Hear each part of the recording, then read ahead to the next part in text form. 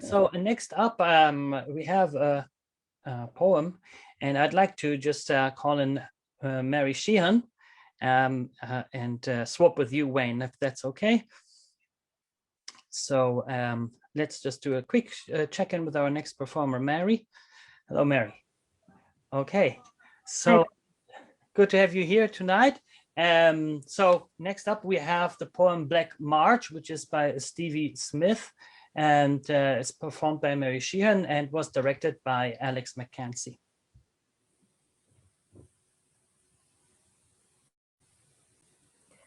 I have a friend at the end of the world, and his name is a breath of fresh air.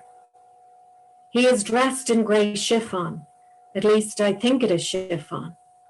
It has a peculiar look, like smoke.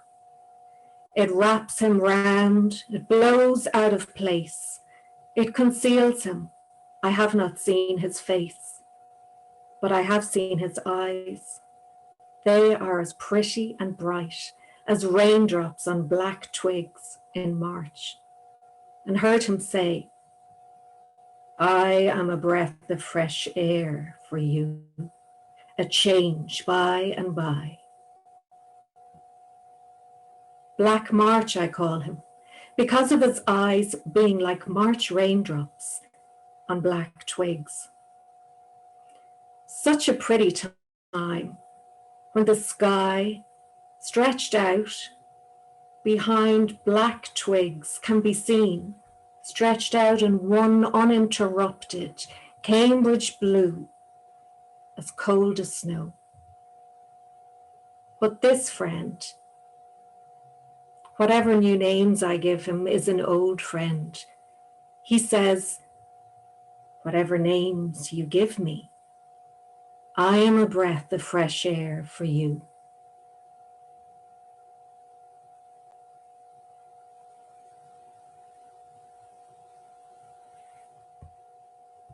Thank you very much, Mary, also for contributing tonight, and yeah, I very much appreciate so to share this with us and the audience tonight. So yeah, I'm happy to introduce now the last piece for the first half before we will go into the interval, and yeah, also we're missing all the bit of applause that we would usually have when we are in rooms. I'm very happy to see that on the chat that there's also some feedback on there. So keep that going. That's just wonderful to see for all of us. So good. So for the next act, I would just like to do the usual little technical check-in and call up all the performers just to make a little check-in if everything is okay, just because technology has the tendency to chase us, and make sure you guys get a little moment to see if you get the audio and have everything there while we are sitting around our virtual campfire. So that looks good here on that side. Is anyone missing anyone? No. Good. So then, yeah, ladies and gentlemen, without further ado, I would like then to introduce our next act, which is Hotel Carrentina. And Hotel Carrentina is a piece which was written and directed by Stephen Ryan, and it's the story of a group of people who have just flown back from Lanzarote, only to be told that the quarantine rules have changed overnight, and they must stay in a hotel for the next 2 weeks. And all they have been given is a piece of paper with some dial-in details for a Zoom call. So you will see how the characters deal with that. And just a short reminder to please ideally remove all the non-video participants so you only see the performers. Hotel Carrentina.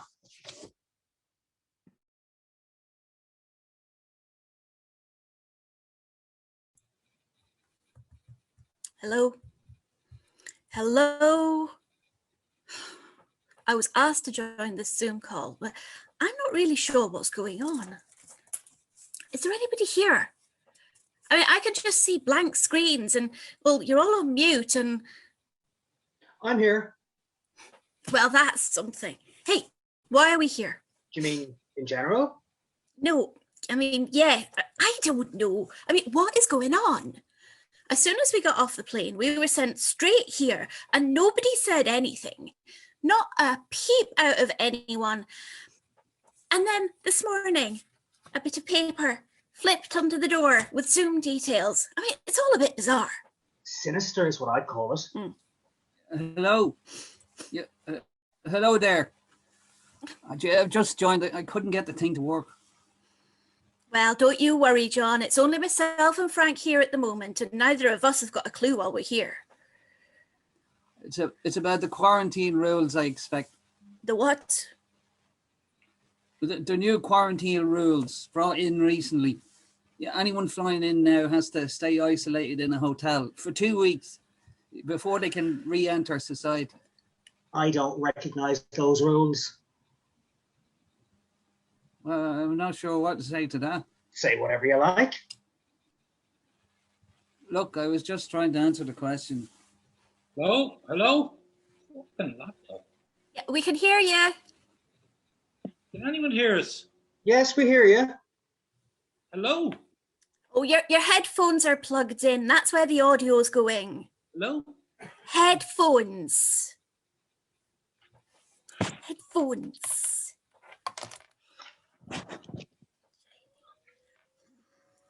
I'll type something in the chat. Thanks for that. My computer's been acting up. I suspect the Wi-Fi here isn't too secure anyway. What's going on? I suspect they want to tell us about the quarantine rules. What rules? Everybody must stay in a hotel for 2 weeks. There's no exceptions. That's ridiculous. Really, that doesn't apply to me anyway. Why not? I was in Lanzarote on government research purposes, you know, conducting essential work. Fact finding. Yeah, I have to report back with a T-shirt. I was in Lanzarote. I have to let them know how the inhabitants of Lanzarote are dealing with the COVID. Are you serious? I'm an elected official, have you know. My role is extremely important. I demand to speak to the manager. Well, they aren't on. Well, if they don't join soon, they're going to hear from my solicitor. Hang on a minute. If there's an exception for essential work, then surely I should get that as well. Why?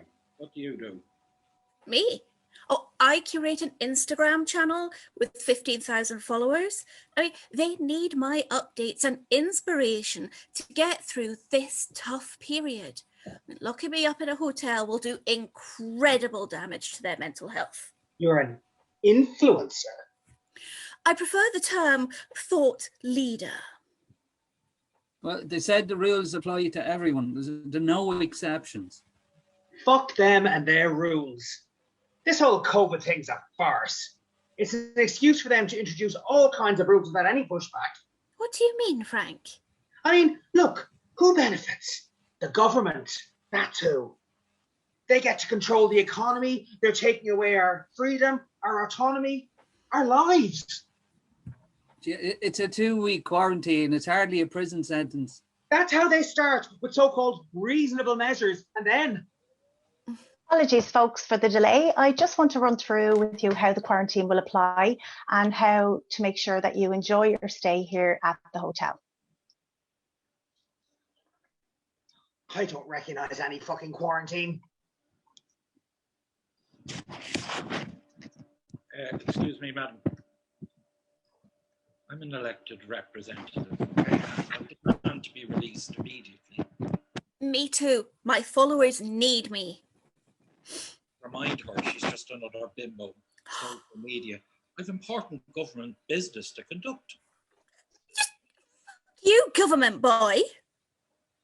Yeah, fuck you, you government stooge. I apologise to you all, but in the interest of decency, I've had to put you all on mute. I will allow you to speak on an individual basis. First of all, I need to confirm the attendees of this meeting. I see Tom is here, Tina, John, Frank. Is Paul Turner here? Or sorry, is Paul Murphy here? Julia Turner here? It's important that they hear this update too. Yes, I'm here. Yeah, me too. That's good. First of all, I apologise to you all for the abrupt nature of your trip to the hotel. This was not our intention, but a misunderstanding between ourselves, the Gardaí, and the airline, which led to this. However, our intention is to manage this going forward as best we can. I must inform you that your emergency contacts have all been informed that you are safe and staying here at the hotel. What? Yes, indeed, sir. The airline gave us the relevant information. I spoke to your wife this morning. My wife? Yes, sir. It's hotel policy. Oh, Jesus. She needed to know. It was going to happen sooner or later. Maybe this is the best way. She got some time to digest it before you come back. Oh, Christ. No, she'll leave my stuff on the road. She'll take everything from me. She's suspected for ages, and now she's got proof.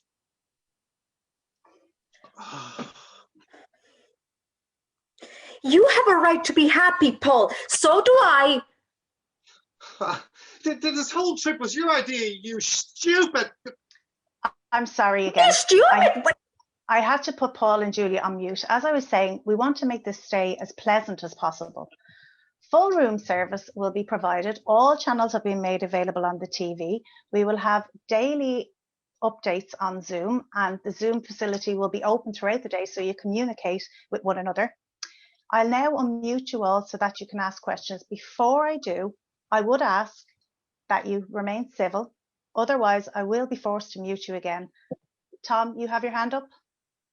Yeah. Will the Department of Foreign Affairs be contacting us with the official details of the quarantine obligations?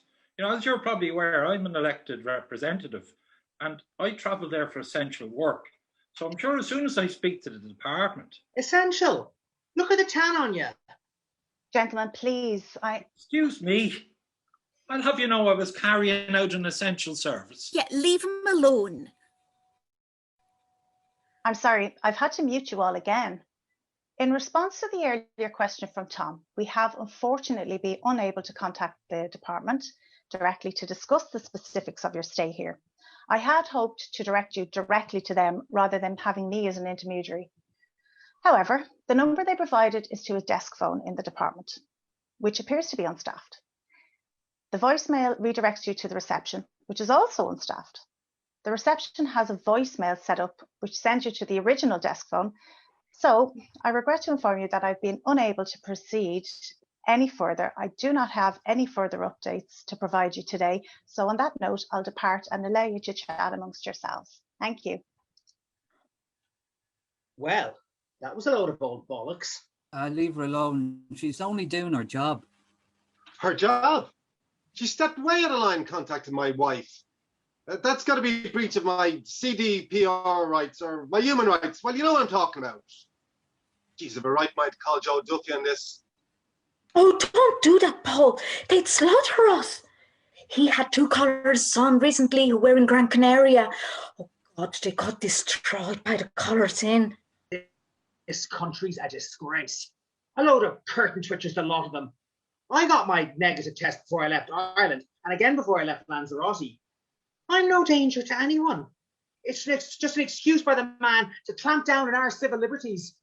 The rules are there for a reason. You know, it's a dangerous time and people need to be protected. The most vulnerable are the ones who need the protection. What are you talking about? You're just like the rest of us, back from your holiday. Don't be trying to be playing the saint here, pal. It's not going to wash. I know I went on holiday. I'm not hiding that. It doesn't change the fact that the rules apply for a reason. We're all in the same boat. Nobody's judging anyone. Excuse me. I'll have you know I was working all the time I was over there. I would have had more rest if I stayed at home, but I put my country first. Yeah, me too.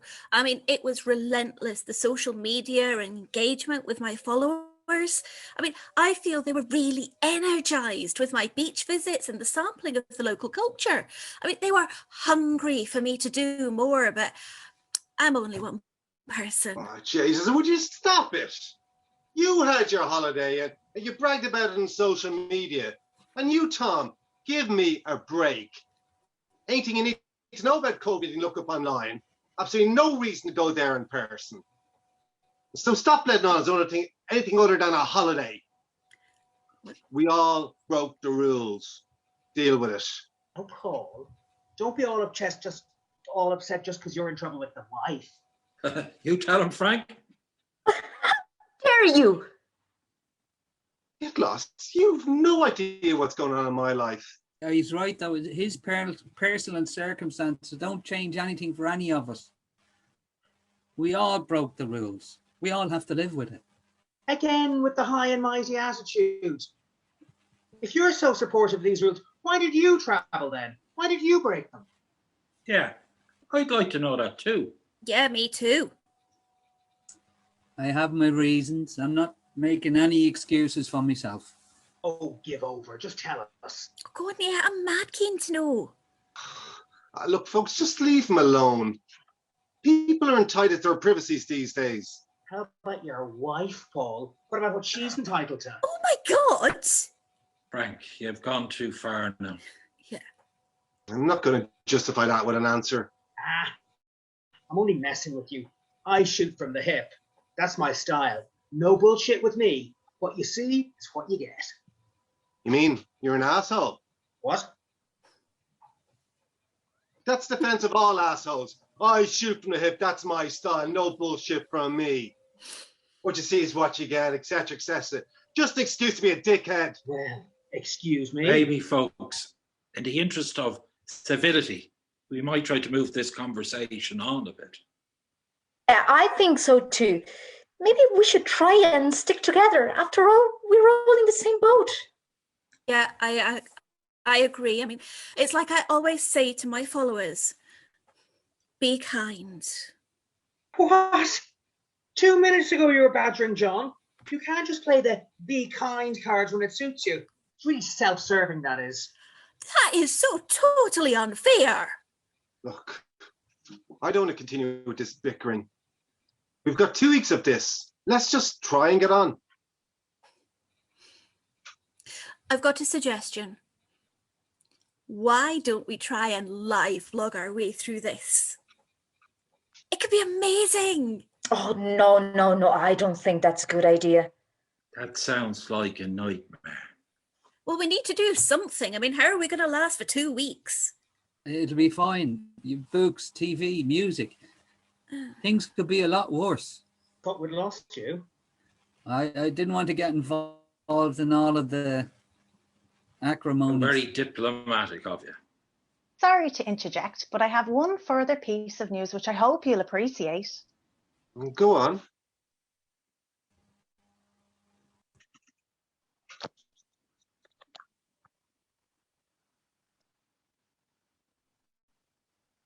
Are they still there? That's shit, some announcement to make. Sounded like it, yeah, that's odd, isn't it? You see, I just fancy a cup of tea. Yeah. Room service, I think. Oh, that's a great idea. Room service. Well, geez, we're here for 2 weeks. I mean, it's like Big Brother. She'll get us whenever she wants to. So true. Right, I'll be back in a minute. I'm going for the room service. John, do you know where the manager went? Jesus, John's gone now. What's going on? Hello? Yeah, we can hear you. Oh, we lost you again there. We lost the manager. She just gave us some like exciting news to give us. Oh God, that could be COVID. Sorry, it's half time in the match. I have to go and see what the score is. Ah, it's a game of two halves. Hey, let's regroup in about 5 minutes. Grand, so.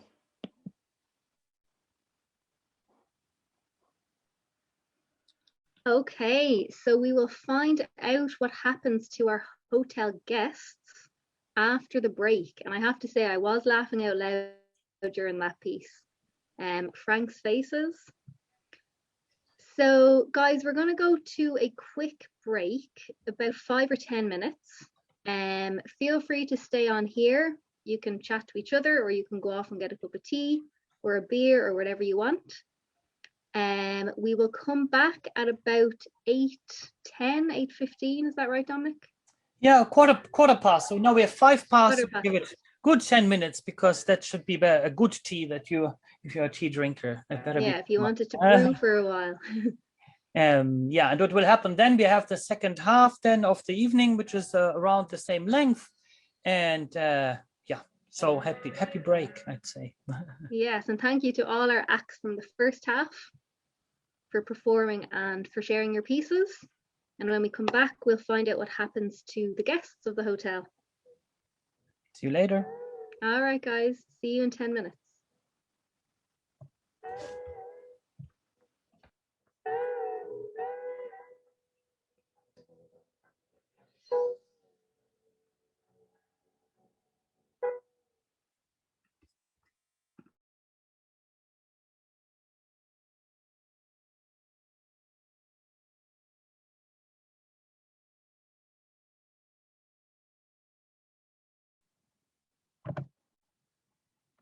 Okay, guys, welcome back. I hope everyone is enjoying the campfire. We are just about to go back into the Stevens piece again. So we're just about to go back to the hotel. Just want to check in with all our performers. Make sure they're back. If you have a tea in hand or a wine, as I do. That room service was great. I have a lovely cup of tea. Good. You have a lovely bed behind you. Aye. All right, guys. So fire ahead. I'm so sorry, guys. The link went down there. Have we got everyone back on? Perfect. Yeah. Okay. Perfect. As I was saying, I do have a piece of news that I hope that you will appreciate. Go on. Our VIP suite has been booked for the next 2 weeks, but the guest who had originally been booked into it has moved to a sister hotel. The suite is now available, so we'll be able to move one of you lucky guests into it. It's a state-of-the-art suite, jacuzzi, balcony, mini gym, pool table, PS5, really the best of the best. Wow. Does sound impressive. So who gets it then? Well, I thought you could decide amongst yourself, decide who was most worthy. I don't need to be part of the process, but just give me a shout when you have made a decision. Thank you. So what are we meant to do? I guess we discuss it, see who has the most compelling case. Well, in that case, as an elected representative, I should get it. Important government matters to attend to, and the amenities in the suite will help me rest and be able to work at the best of my prowess for the good of the people. Oh, give over. So I could do some amazing videos from that suite, and I'd share the ad revenue with you guys. Hey, I thought you did your post for the good of your followers and not for their mental health, not just for money. Oh, leave her alone, Paul. Ooh, a lover's quarrel, eh? Maybe we should give you two the suite. Might as well enjoy your time here. Oh, you are a vulgar man. Tina and I have made our case. What about the rest of you? I don't want it. What do you mean? I said I don't want it. Just another hotel room. I'm not going to lower myself to make an argument that we should get it. Oh, well, I would have liked to see you try and make a case. I thought you would have thought that much of me. Julia, wait. Well, looks like she's left the call. They both have. Anyway, what about the rest of you? Frank, you've normally got a lot to say. I actually agree with Paul. I don't want it either. Well, that's entirely your choice. That just leaves John. What say you, John? Like the others, I'm fine where I am. Is this some sort of trick? No, Treg, no. I'll see my quarantine out where I am. So, what's the deal with you anyway? I mean, I understand why all the rest of us went away. I did it for my followers. Tom did it for his work. Frank, well, he doesn't seem to care about the rules. And Paul and Julia went to be together. But why did you go? I really don't want to get into it. Go on. I mean, we've shared a lot with you and we're here for 2 weeks. Go on, tell us. I'm not sure I want to. I'll go on. Sure, it'll pass the time. Oh, okay. I'll tell you. I went with my wife. She wanted to go. Your wife? Well, where is she? She's in bed. She's not well. She has COVID. No, she has cancer. Yeah, it's some sort of strange, a unique type. They don't know how to deal with it, you know, or treat. Jeez, I'm sorry. Look, you don't have to go on about it if you don't want to. I am so sorry, John. I feel terrible. Oh, it's okay. You weren't to know. Lanzarote was where we went on our honeymoon. That's many years ago now. You see, she knew she didn't have much time left, so she wanted to go back, you know, before it was too late. Well, at least you got one last trip together. Yeah, I guess. You know, it's all so strange. You know, I didn't like I didn't want to go myself for a lot of reasons. I said it was because of the rules, but you know, really, just Sometimes it's hard to know what to do in situations like this. I lost my gran 2 months ago. It's funny. I'd only done 1 or 2 of my videos at the time, and she said they were good, so I kept going. And I'm sorry. I didn't mean to. I'm sorry, John. that's okay. You know, it's been a strange last few weeks. I'd love to be able to, you know, turn around and say I've had some sort of profound learning or realization after going through all this, but I have to tell you the truth, I just feel lost. I'm sorry.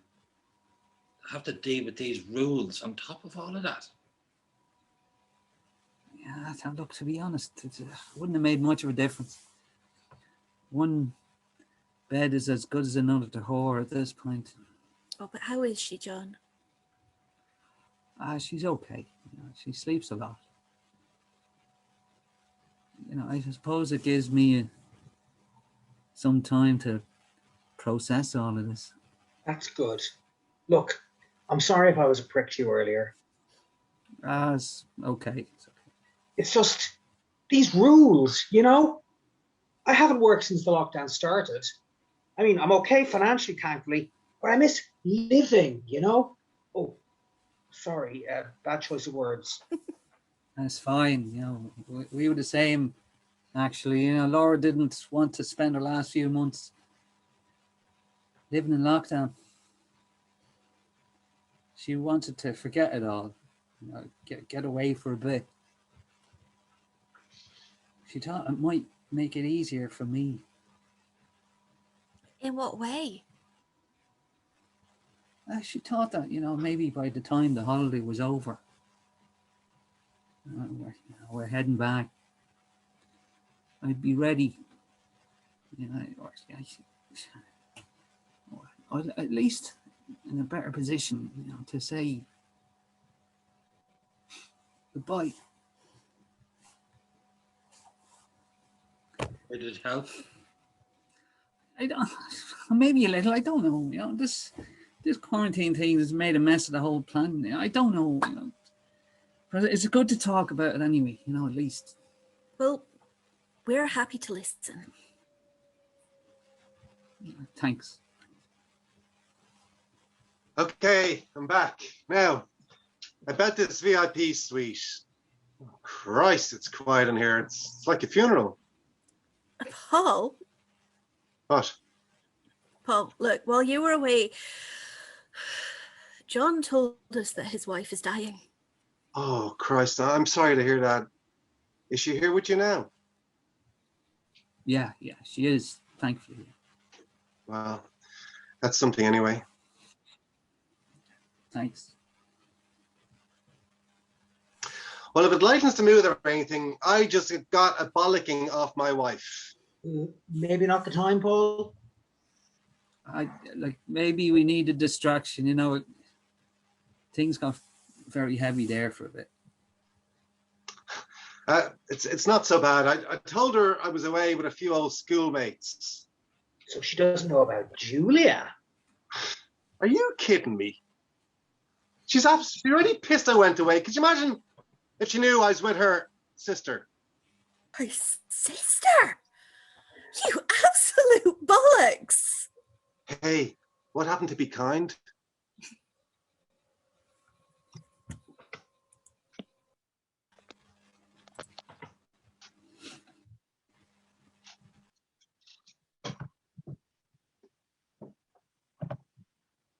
Okay, I literally just went at that last part. That was in a bit of an emotional roller coaster, from laughing to feeling kind of emotional there. But brilliant piece. So thank you very much. Stephen was the writer, and to all the actors who performed. Next up, we have our very own Dominic, and he will be reading a piece by Evelyn. And this piece is dedicated to the real Simon and Moret. So it's a short story, and it'll be read by Dominic. Just a quick check-in with Dominic. Yes, so that should channel through the microphone here. Does that work? Perfect. Yeah, we can hear you, Dominic. Thought You Had Forgotten by Evelyn Killen McCran. A broad secret smile stretched across her youthful face as she heard the back kitchen door open. It was her newly married husband of just 6 months. He had been playing a club hurling match that evening. She quickly tightened the belt of her baby pink dressing gown she had recently purchased. She raced to the brown leather couch and stretched her long tanned legs over the length of it. The tulip red nail varnish toes peeped out through the top of her open slippers. "Moret, where are you, love?" she heard him call. "In the living room, Simon," she replied swiftly as she turned on the television. He raced in to tell her the exciting news that his team had won the match easily. Moret, who didn't have much interest in the game, replied, "Will you calm down, Simon? You'd swear you never won a match before," and began tapping the couch, prompting him to come over and sit down. She had planned to spoil him with his favorite sandwich, chicken salad, and a cup of berries tea. She always had a special treat ready for him when he came home after a match. Simon suddenly took a long look at Moret. He was puzzled. "Why are you wearing your dressing gown at this hour of the evening?" "I thought we would have a cozy night in and watch the Late Show later on," she stated in her usually cheery tone. "The Late Show," he repeated. "Yes," she replied quickly, as she could not wait to report to him about one of the special guests on the show. "Nathan Carter, your favorite singer, is on tonight's show, and he's singing Rock Me Mama," she said excitedly. Simon sighed, and, not impressed by his wife's decision, was now feeling the hunger pangs. "Will you make me an old sandwich, Moret, please, with a nice cup of tea? I'm starving." As she was leaving the living room, he called after her, "And can you bring me a slice of that sponge cake you made yesterday?" Turning her head back immediately, she responded, "Oh, no, sorry, it's Lent, Simon, and you know that you're on a special diet while you're playing those hurling matches. And I made that sponge cake for my mother, she added. Simon was getting more and more confused and began to ask his wife a few questions. Moret, were you in Shaw's bookshop during the week? Without blinking an eye, she replied, I was. I've all the St. Patrick's Day cards bought and sent. If that is what you're wondering about, I'd be waiting a long time for you to get that job done. And did you buy any other cards? He continued. Yes, I bought Easter cards while I was there, but it's a bit too soon to send them out, don't you think? Now I better go and get you that sandwich, Simon, she announced quickly to avoid further questioning. Hold on a minute. I have something else to tell you. I was in a Shaw's yesterday having a look at the new spring collection of shirts that just arrived, and I was admiring the... What were you doing at Shaw's? Moret quickly cut in on the sentence. Sure, didn't I buy you 2 new shirts for Christmas? She questioned. What are you looking for another shirt for? Sure, you could set up a second-hand shop at the stage. You have too many shirts of every color one could think of, tightly packed into your wardrobe. As she looked closely at her husband's face, she could see his frustrated look had changed to one of anger as he got up from the couch to walk over to her. Now tell me this much. Are we going out tonight or what? He asked her loudly. Going out? She repeated. Sure, Simon, pet. You go out nearly every weekend. And what are all these questions for? Is it a St. Patrick's Day quiz or what? No, Moret. It's not a St. Patrick's Day quiz, he replied sarcastically. However, I have one more question for you. What question is that? She asked gently. What date is it today? Moret, trying to keep her composure and trying her best not to laugh, answered the 16th of March. And then began to open slowly the baby pink dressing gown to reveal a Karen Millen forest green jersey dress. She had bought it just the day before, especially for the occasion. She flung off her dressing gown and she threw her arms around her dearest husband, hugging him tightly, and she wished him happy birthday. A glowing smile crept back into Simon's face. His playful wife hadn't forgotten his birthday after all. Ah, Moret, my queen, I thought you have forgotten my birthday, and he kissed her tenderly on the lips. How could I forget your birthday, love? Do you know what, Moret? You'd make a fine actress. Well, you know what? I might join the local drama club. They're looking for new members. Well, I think that is a great idea. When I'm at hurling practice, you could be at drama practice. Now, come here to me and I'll sing you a verse of Rock Me Mama. Oh, we will have plenty of time for that later, Simon. As she walked around the back of the couch. Bending down, she picked up a colorful bag with happy birthday written on it. Go and try that on quickly. I have booked dinner for 8 for the 2 of us in your favorite Chinese restaurant. You were in Shaw's after all, he laughed. He ran up the stairs to change.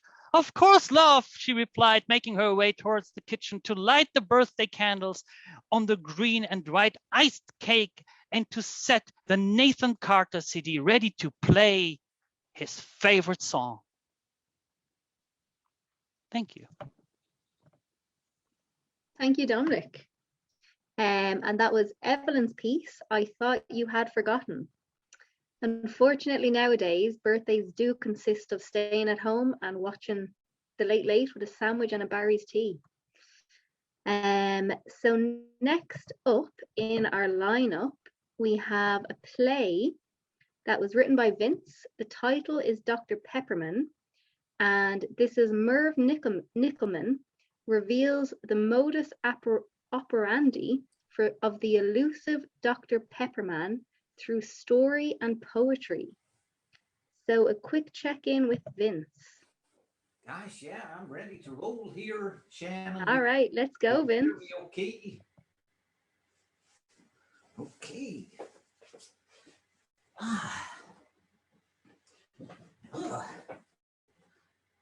Gosh, I'm super excited to be here tonight. People are always saying to me, they're saying, Merv, you got to share some of your phenomenal poetry with those awesome people at Firedoor Theatre. And then I heard about the virtual campfire, so I said, okay. So tonight, I'm going to share with you my campfire and a poem called Mr. Pepperman, and it's from my book, 10 Phenomenal Poems That Might Just Change Your Life. It's a very modest title. Gosh, people are always asking me, they're saying, Merv, where do you get your ideas for your phenomenal poems? Well, this particular poem, Mr. Pepperman, there was a song rolling around in my head by the awesome Mr. Bob Dylan, and it was inspired by my experiences as a child with health problems. You see, I suffered a lot with a stuffy nose and with sneezing, and a lot of the time I could hardly breathe. Now, I know for sure, and I'm going to share it with you tonight, that my health problems were the result and caused by a scary, sinister individual by the name of Mr. Pepperman. After doing extensive research, I found the modus operandi of Mr. Pepperman is as follows. He sneaks into your bedroom, he crawls under your bed, he pops up his head, and he has a little pepper canister, and he shakes pepper on your bedclothes. I mean, that clearly explains how I could go to bed feeling super healthy and wake up in the morning all stuffy and sneezy. Now, I'm going to ask you, how many of you have had similar experiences and were not aware of Mr. Pepperman? My mama said I had an overactive imagination and she brought me to the doctor, and the doctor said that I suffered with dust mite allergies. But I still believe in Mr. Pepperman. So, my poem was called Mr. Pepperman, and I do hope you like it. Hey, Mr. Pepperman, we both know you're real, though the doc says it's just a dust mite allergy. Hey, Mr. Pepperman, we both know you're real. In the snuffy, sneezy morning, I'm suffering you. You're shaking pepper on my bedclothes, and it's going up my nose. My sinuses are irritated, my throat too dry to speak, my nose too blocked to breathe, waiting only for the sneezing to be starting. I'm ready to try anything with my trusty nasal spray and my saline sinus rinse. Cast your sneezing spells my way, so forget you, Mr. Pepperman. Hey, Mr. Pepperman, we both know you're real, though the doc says it's just a dust mite allergy. Hey, Mr. Pepperman, we both know you're real. In the snuffy, sneezy morning, I'm suffering 'cause of you. Gosh, you're a super audience, and I was delighted to be here at the virtual campfire. Actually, I think a virtual campfire was probably safer, as one of my Canadian buddies highlighted. A real campfire can have beers, so I think this is a safer option. So I'll just say to you now, I'll say good night, stay safe, God bless, and Godspeed.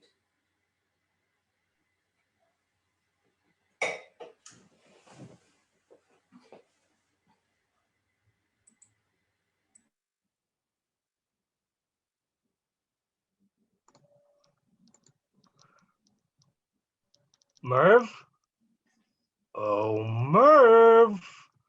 Where are you, Merv?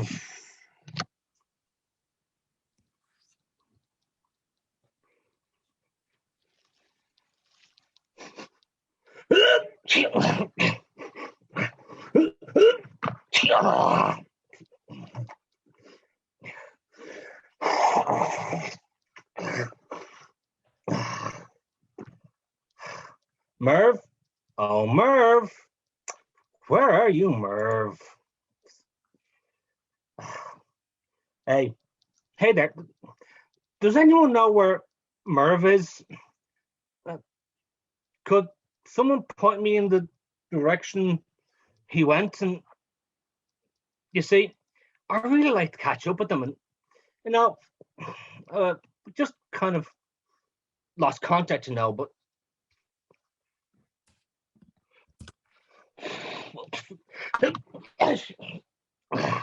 or does anyone have his address or even his IP address? I'm quite techy, and well, the Merv say when he was coming back, can anyone help me, please? And you see, I just want to catch up with an old friend, that's all. And see, I'm misunderstood, and it's not exactly easy having my kind of job and responsibilities. And see, people think I'm scary, so nobody bothers to get to know the real me.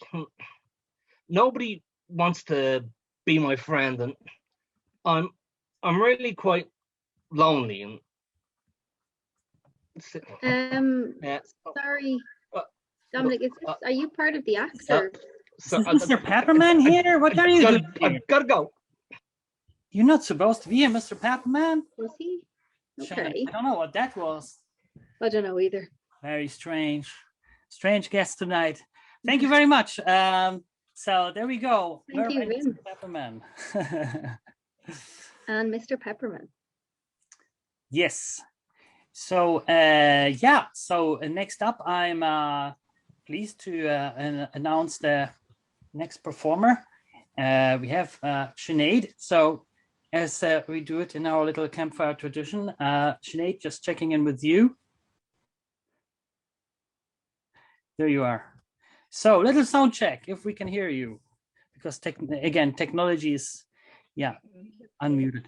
Yeah, come maybe if you come a bit closer, I think there's something cutting off the head a little bit from the clock.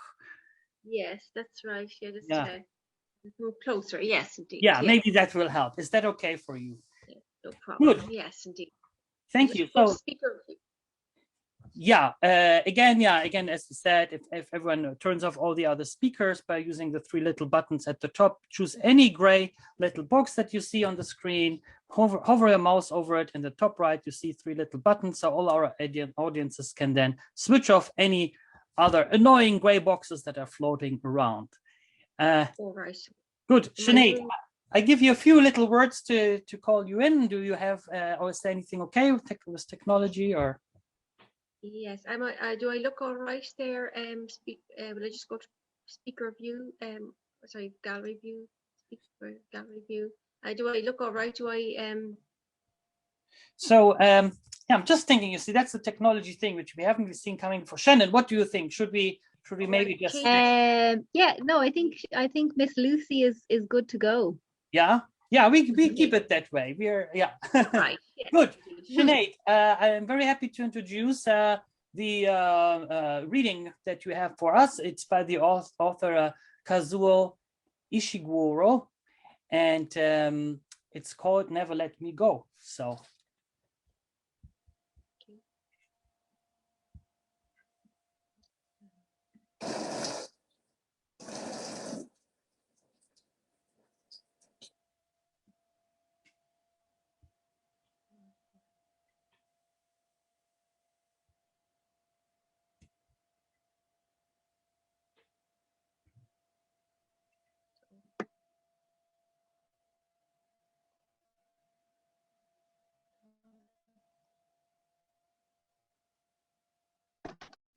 Sinead, okay, I think we might have a little we might have a little campfire. So Sinead, yeah, does your microphone work? All right, will I go ahead now? Yeah, sure. Yeah, you're very welcome. I just wanted to, sorry, that's probably me being being all over the place. So Go ahead. yeah, we give you a little good start. So that's why we're here today, to try things out and to figure out theater, you know, in Zoom and in a different universe that we are. So I give it another shot and then off you go. I tried to play the sound file. It also didn't work quite the way it should. But yeah, we give it another fire. So here we go. We have Never Let Me Go, and we have our wonderful for Sinead here. So I go ahead. Yes. Yeah. Okay. Okay. Start. Okay. Miss Lucy speaking. I don't think I can keep silent anymore. If no one else will talk to you, I will. The problem is that you've been told and not told. That is what I've seen while I've been here.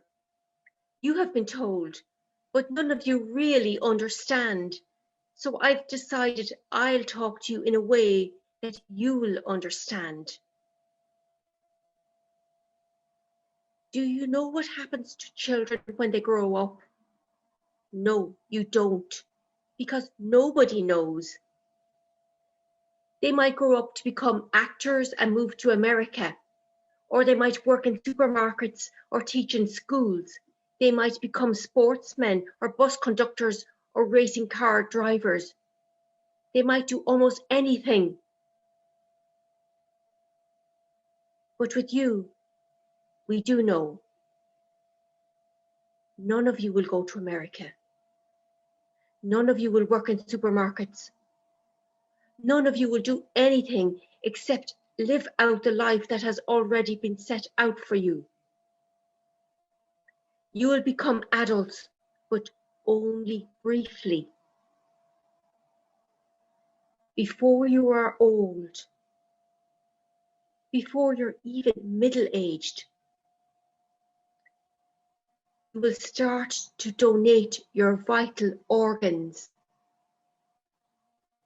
That's what you were created to do. And sometime around your third or fourth donation, your short life will be complete. So you'll have to know who you are and what you are. It's the only way you lead decent lives.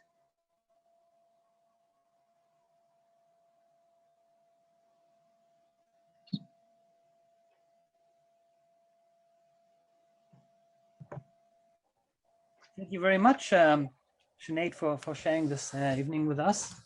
So it's good to have you here, and yeah, thank you very much. So now I think I hand over to Shannon. Yeah. Inside. So thank you so much, Sinead. We're just about to introduce our last act of the evening.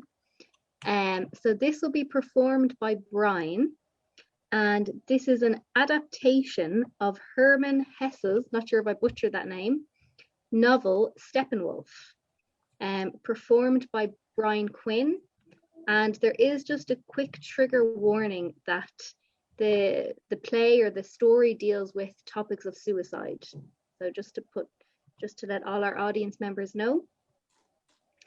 So Sinead, you can turn off your camera now. Okay, thank you so much. Thank you. And we will come to Brian, just a quick check in with Brian that he's there. I'm here, yeah. Perfect. I'm just away from the screen at the moment. Okay, Brian. Can I start? Go ahead. Yeah, okay.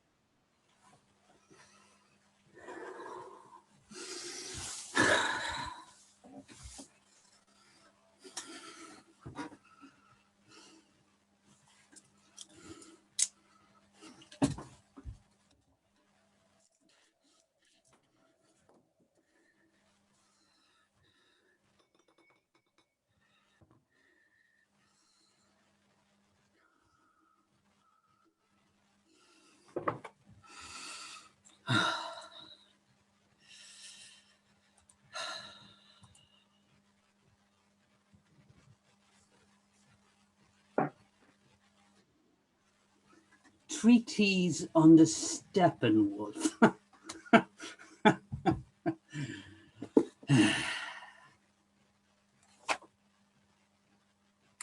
There once was a man, Harry, who was often referred to as the Steppenwolf. He had all the outward appearances of a human being. He walked, wore clothes, spoke occasionally, but nevertheless he was a wolf of the steppes, a mixture of two animals with two natures, a human and a wolfish one. He had learned a great deal about people and was very wise and clever and knowledgeable. What he had not learned was how to find contentment in himself and in his own life. His disease was not of the mind, but the disease of the soul, with both strains of his character pulling in different directions, each one existing only to destroy the other in any way possible. For example, whenever he had a beautiful thought, a noble emotion, or performed a good deed, his wolfish side would bare its teeth, laughing and deriding his good deeds as being absurd, misplaced, stupid, and vain. Yet the opposite was also true whenever he acted as a wolf, showing his hatred and enmity for all human beings, because his human side would surface from hiding to condemn his snide remarks. This constant conflict doesn't mean he was always unhappy. No, I mean, you can't say that about anybody. Even the unhappiest life has its sunny moments, its little flowers of happiness, its beacons of light breaking through every now and again. Generally, he was very unhappy. And he could also make others unhappy too, only those whom he loved or who loved him, because they only fell in love with one side of his character. And when the other side revealed itself to them, they were disappointed, horrified, or angered, or all three with more thrown in upon them. So he would always bring his own dual and divided nature into the destinies of those he came into contact with, or who had strayed too close into his company, always struggling to find the right balance between both protagonists, but never, ever. There are, of course, lots of people just the same as Harry. In particular, artists. They all have two souls, two beings within them. They have both God and the devil. They have the capacity for happiness and the capacity for suffering. It's exactly such a state of enmity and entanglement that Harry found himself in. For these people, life has no rest yet. In their rare moments of happiness, the spray of brightness is thrown high and dazzlingly over their sea of suffering, with its radiance touching, enchanting, and inspiring others. Artists such as these have no real existence. Their life is a perpetual tide of disappointment, torn with pain, terrible and meaningless.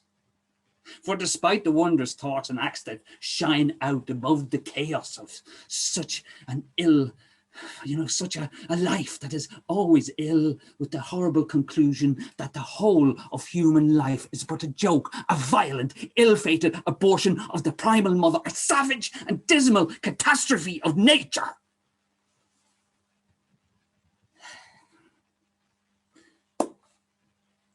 But then many men have different characteristics. The morning was not a good time for Harry. He's never in good spirits until after midday.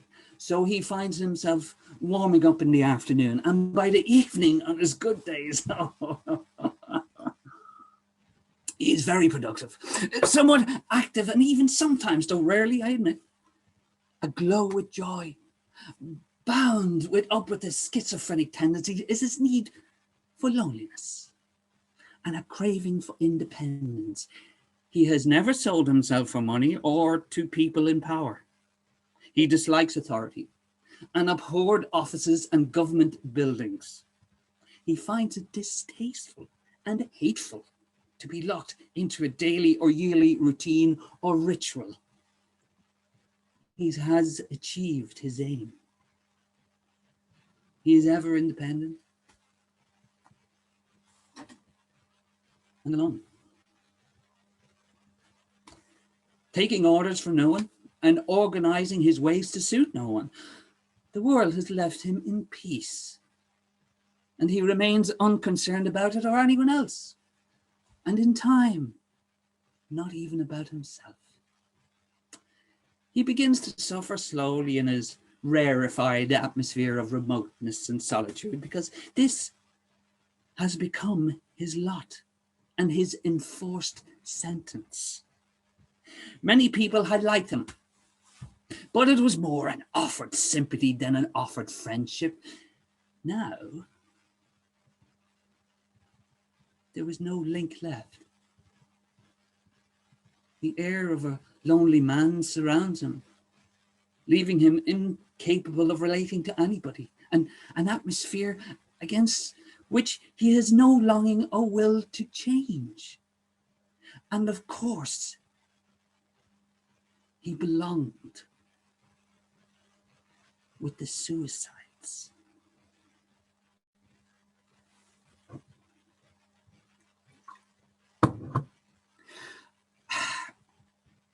I would like to point out that to merely define somebody as a suicide because they actually destroy themselves is in itself false. The suicide, and Harry was one, it doesn't have to live in a close relationship with death. No, one can do this without being a suicidal death. What is of relevance to the suicide is that his ego, rightly or wrongly, is felt to be an extremely dangerous and doomed germ of nature. There is always, he is there. He is always there, standing on the peak of a precipice where a slight push from without or within would be sufficient to propel him into the void. Their belief is that fate, karma, has marked suicide as their most probable manner of death. Some people develop illnesses at the least shock to the system. The suicides develop the notion of killing themselves. They see death, not life, as the releaser. They are ready to cast themselves away in surrender, to be extinguished, and more importantly, to go back to the beginning, to start again, to open the release valve. Yes. So it was with Harry. If ever things went too badly, he could say to himself, I am curious to see, all the same, just how much a man can endure. If the limit of what is bearable is reached, I only have to open the terminal door to escape. And so another aspect of his character was in conflict as he struggled against the temptation of suicide. He struggled for many years until finally, at 47, he appointed his 50th birthday as the day on which he might allow himself to take his own life. In the intervening years, he bore much adversity to his masses of pain and penalties. And when the savagery of his life got too much, he would say to his tormentors, only a few more years, and then I am your master. Pain is no respecter of age.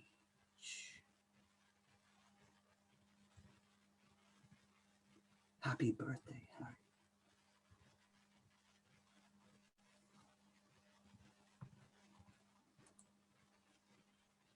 Thank you, Brian. So powerful piece there from Brian. Yeah. An adaptation of the story Steppenwolf By Hermann Hesse. Yeah. Hesse, that's the pronunciation. Yeah, I think this brings us to the campfire is glowing out. Just trying very hard to keep that metaphor alive.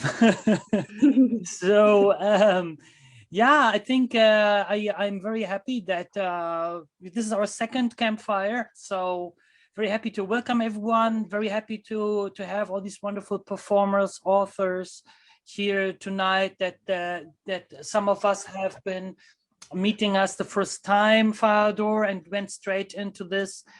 So I think that is something amazing, because for some it means to dive into the unknown. So yeah, and also we had a few long-standing members of Firedoor here as well tonight. So it was a good mix, and the campfire is open actually to everyone. We will surely do another one and another one. So yeah, so yeah, thanks for being here. Well done to all our performers and also all of our audience members. We'd have no one to perform to if it wasn't for the audience. So just, we forgot to mention earlier, but we are on Patreon. We've recently set up a Patreon account. So you can find us at Firedoor Theatre on Patreon, and we would really appreciate if you could support us in any small way. Dominic has just sent the link in the chat. And we're also going to mention about a production that we have coming up, which I think Martha is going to speak about. Well, when I say coming up, it was supposed to be in March, but obviously that couldn't happen. So it's been postponed until August, and hopefully that will go ahead. So Martha, do you want to tell us a bit about that? Yeah. Just very quickly, well, we're trying to put on like our next production, which hopefully is going to be an old school play, like a proper play performed on site, not on Zoom. Of course, that would be if the current restrictions allow us. We have to be, I think, I believe in level 3 for the theaters to be open again, and it will have some social distancing around seats and all that. So we're hoping that by the time that we put on the play, which is going to be the week of the 23rd of August, we hope that restrictions have lifted enough so as to make this possible. The play is God of Carnage. It's a contemporary play by French playwright Jasmina Reza.